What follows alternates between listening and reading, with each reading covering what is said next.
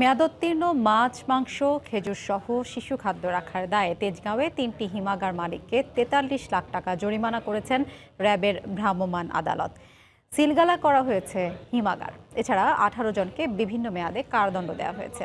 RAB জানায়, মেয়াদোত্তীর্ণ এসব খাবার সরবরাহ করা হতো রাজধানীর নামি দামি সুপার শপগুলোতে।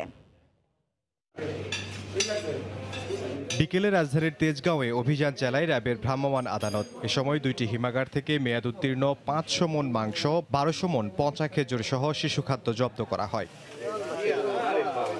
শিকাগো ইঞ্জিনিয়ারিং ওয়ার্কস নামের একটি হিমাগারে রমজানে বিক্রির জন্য মজুত করা কয়েকশো মণ পচা খেজুর জব্দ করা হয়। এছাড়াও পাওয়া গেছে মেয়াদ উত্তীর্ণ জুস ও কিসমিস। মেয়াদ উত্তীর্ণের কোনো তারিখ নেই, অনুমানের উপর চলতো ভালো খারাপের মান যাচাই। সেটা যে নীল হয়ে গেলে এটা আমরা দেখতাম, যে কোনো গোছ যদি নীল হয়ে আসতো বা দেখতাম আমাদের সামনে, এটা স্যারদেরকে আমরা বলতাম, স্যার এই গোছটা নষ্ট হয়ে গেছে, এটা চলবে না, এটা বাদ দিয়ে দেন। তখন তারা বাদ দিয়ে দিত। আমার দুমের মাংস গত 5 মাস আগে ডিএসএল হয়ে গেছে। আমি গতকাল পর্যন্ত সাপ্লাই দিছি।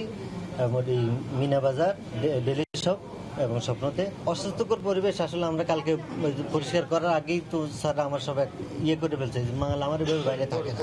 র্যাব জানায়, মেয়াদ উত্তীর্ণ মাংস রাজধানীর নামি দামি সুপার শপ, হোটেল ও হাসপাতালে সরবরাহ করা হতো। আমরা দেখেছি যে ওই কোল্ড স্টোরে যে এক্সপায়ার পণ্যকে তারা কিন্তু রিপ্যাকিং করছে। সুতরাং এটা যারা করছে তাদেরকে অবশ্যই আমরা আইনের আওতায় নিয়ে আসবো।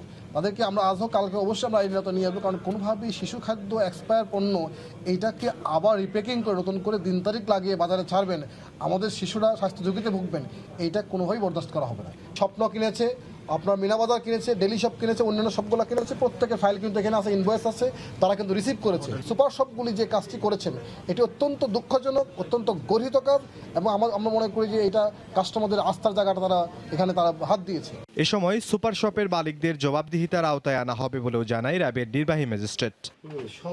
ইমদাদুল হক, সময় সংবাদ, ঢাকা।